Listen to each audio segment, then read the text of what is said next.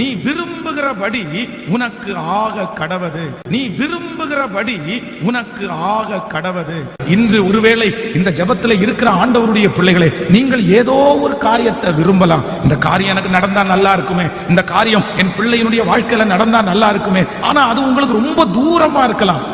அது நடப்பதற்கு உங்களுக்கு எந்த வழியும் இல்லாம இருக்கலாம். அது எப்படி பாஸ்டர் நான் விரும்புறது நடக்கும்? விரும்புறது நடக்கிறதுக்கு என்கிட்ட பணம் இல்ல, எனக்கு ஆள் பலம் இல்ல, எனக்கு நான் விரும்புகிறது கண்டிப்பா நடக்காது.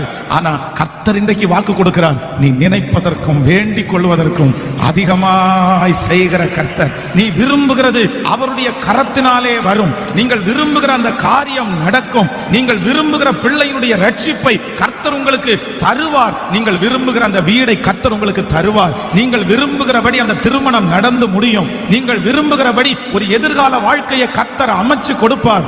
ஹல்லேலூயா. நான் இந்த பலிபீடத்திலிருந்து தீர்க்க தரிசனமாய் சொல்லுகிறேன், என் ஆண்டவருடைய பிள்ளையே, நீ விரும்புகிற காரியத்தை கர்த்தர் உங்களுக்கு கைகூடி வர பண்ணுவார். எல்லாரும் கையை மேல உயர்த்தி சத்தமாய் ஆமென்.